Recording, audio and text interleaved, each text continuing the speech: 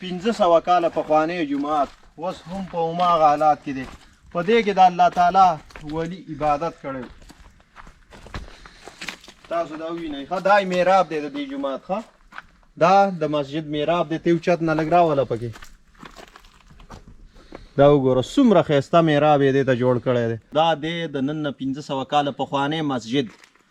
د نن نه 1500 کاله مخکې به بادر بابا دلته کې راتلو. د دې بوټي عمر هم 1500 کاله نه زیات دی. ولې چې په ځوانۍ کې یا په هغه وختونو کې بادر بابا په دې بوټي کې عبادت کړی ته. د جهالت نښې او زمونږ د تباهۍ او بربادۍ نښې دا وګوره دا دي. دې کاڼي ته تاسو وګورئ. ښه دا وګوره. ښه دا پکې راوله. دا چا راوړی دی دلته کې کاڼي پکې تړلي دي په دې بوټي کې او غوټې ورکړي دي. والله عالم چې دای په څه نیت ورکړي. دومره سخت تړلی دی. دا وګورئ. ښه دا زه اوس راسپړم. دا وګوره چې دې کې دننه چا څه تړلي دي. نو آیا دا بچي آیا دا اولاد یا دغه ښځې دا به الله ورکوي که نه دا غوټې یا دا بوټي به ورکوي. منم بادر بابا د دې بوټي د لاندې عبادت وکړو خو دې تړلو ته څه ضرورت دی. دا وګوره. ښه دا څنګه تړلی یار. دا وګوره. ښه راشه رانږدې که چې څه شی تړلی. ملګرو یو داسې عجیبه ځای تاسو به هم حیران شئ چې دا څنګه عجیبه ځای ته راوستو. خو دا دی د نن نه 1500 کاله پخوانی مسجد. د نن نه 1500 کاله مخکې به بادر بابا دلته کې راتلو. د دې بوټي عمر هم 1500 کاله نه زیات دی. ولې چې په ځوانۍ کې یا په هغه وختونو کې بادر بابا په دې بوټي کې عبادت کړی ته. دې خوا راشه دا بوټی پکې راوله.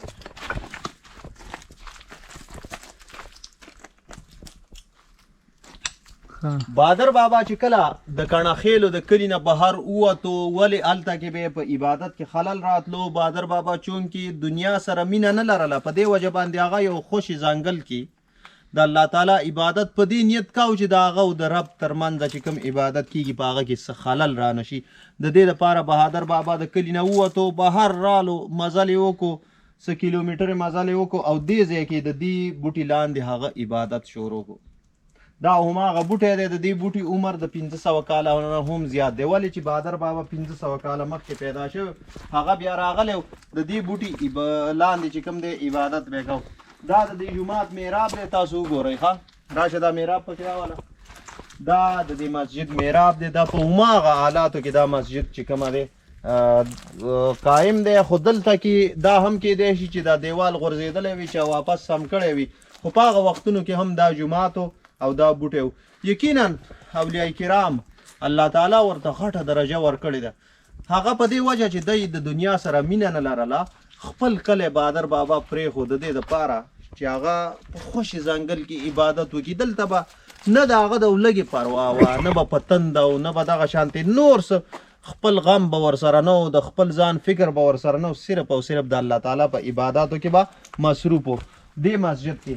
او دا بوټی که چېرې موږ وګورو زما د معاشرې جاهله خلکو دا وګوره دا کاڼي پکې چا څه ایښي. دا پکې تاسو وینئ دا کاڼي په دې کې څه دپاره پراته دي. تاسو خبر یې آیا تاسو ته پته شته دی چې په دې 1500 کاله پخواني بوټي کې دا کاڼي چا څه ته ایښي. تاسو به دې باندې خبر یې. دومره جاهله خلک په دې نن سبا وخت کې هم موجود دي. ښه چې راځي بوټي ته وایي چې ماله زوی راکړي ماله بچی راکړي ماله ښځه راکړي. نو دا نه ده پکار. بل راشه دا درته ښیمه د جهالت نښې او زمونږ د تباهۍ او بربادۍ نښې. دا وګوره دا دي. دې کاڼي ته تاسو وګورئ. ښه دا وګوره. ښه دا پکې راوله. دا چا راوړی دی دلته کې کاڼي پکې تړلي دي په دې بوټي کې او غوټې ورکړي دي. والله عالم چې دای په څه نیت ورکړي. دومره سخت تړلی دی. دا وګورئ. ښه دا زه اوس راسپړم. دا وګوره چې دې کې دننه چا څه تړلي دي. نو آیا دا بچي آیا دا اولاد یا دغه ښځې دا به الله ورکوي که نه دا غوټې یا دا بوټي به ورکوي.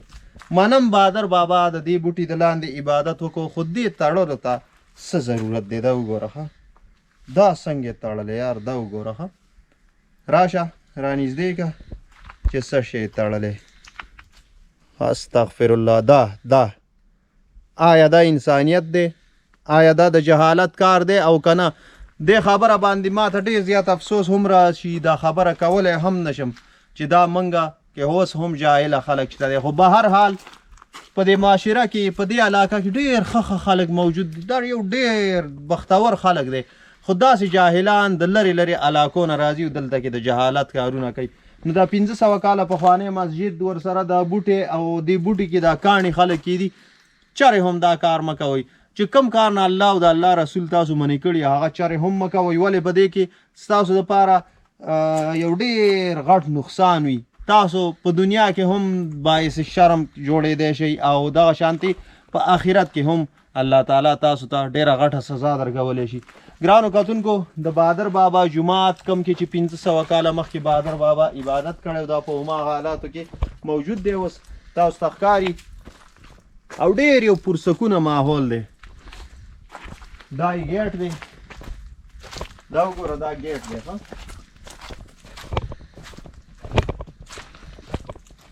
دا ګیټ دی. راشه بهر دی. بهر دا میراب یې هم لږ شانتې راولو پکې.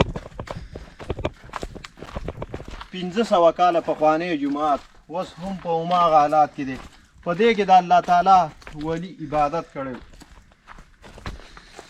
تاسو دا ووینئ. ښه دا میراب دی د دې جومات. ښه دا د مسجد میراب دی. ته اوچت نه لږ راوله پکې. دا وګوره څومره ښایسته میراب یې دې ته جوړ کړی دی. دا په هماغه حالاتو کې دی. ښه اوس هم تاسو وینئ. دا تاسو ته ښکاري. دغه وینئ. ښه دا میراب دی او دا باقاعده دیوالونه دي. په هغه وخت کې چونکې چونه یا داسې قسمه نور څه نه و چې په دې کې یا د چونې کار شوی وي یا داسې نور څه پکې شوي وي. نو ساده کار یې کړی دی او هماغه حالاتو کې اوس هم موجود دی. کوم دیوال که پرېوتی وي دوباره جوړ شوی دی خو پروت دی لا اوس هم هماغه حالاتو کې. دا پوخ کړی نه دی چا.